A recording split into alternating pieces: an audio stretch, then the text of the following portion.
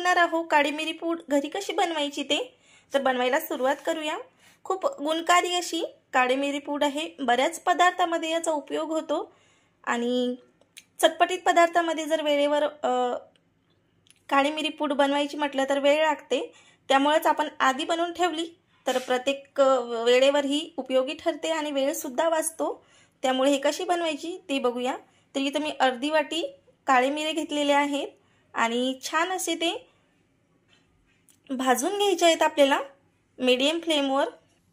तर मी एका पॅन मध्ये हे मिरे घातलेले आहेत आणि गॅसची फ्लेम थोडी मीडियम केलेली आहे।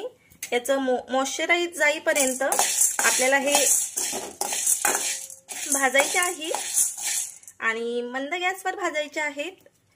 कमीत कमी 2 ते 3 मिनिटं भाजून घ्यायचे आहेत आपल्याला। आणि ही काळी मिरी पूड बऱ्याच पदार्थांमध्ये याचा उपयोग होतो, जसं की चटपटीत पदार्थ बनवायचे असले की त्यामध्ये सुद्धा, सूप बनवायचं असलं त्यामध्ये, आणि अनेक नॉनव्हेज मध्ये सुद्धा याचा वापर केला जातो।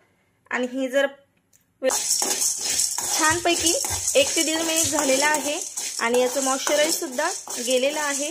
तर आपल्याला हे गॅस बंद करायचा आहे आणि हे मिरे छान असे थंड करून घ्यायचे आहेत। त्यानंतरच आपल्याला ही पावडर बनवायची आहे।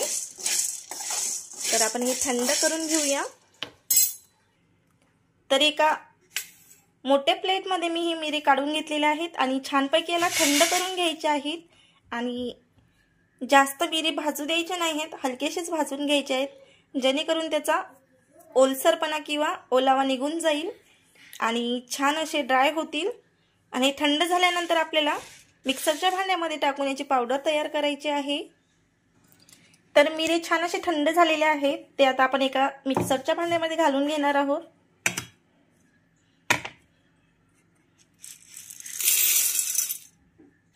आणि याची छान अशी पावडर तयार करून घेणार आहोत।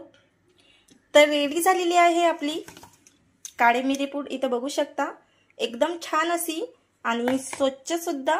आपण बाहेरून जेव्हा मिरी पूड घेतो तेव्हा त्यामध्ये केमिकलचा वापर केलेला जातो।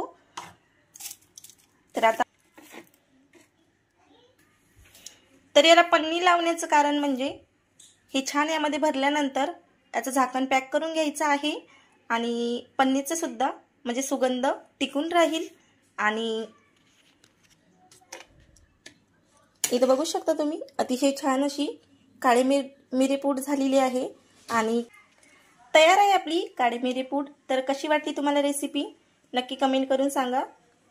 तर कशी वाटली मग तुम्हाला रेसिपी? आवडल्यास लाईक, शेअर, सबस्क्राइब करा आणि बेल आयकॉनला सुद्धा प्रेस करा, म्हणजे माझे नवनवीन व्हिडिओ तुमच्यापर्यंत पोहोचत राहतील। धन्यवाद।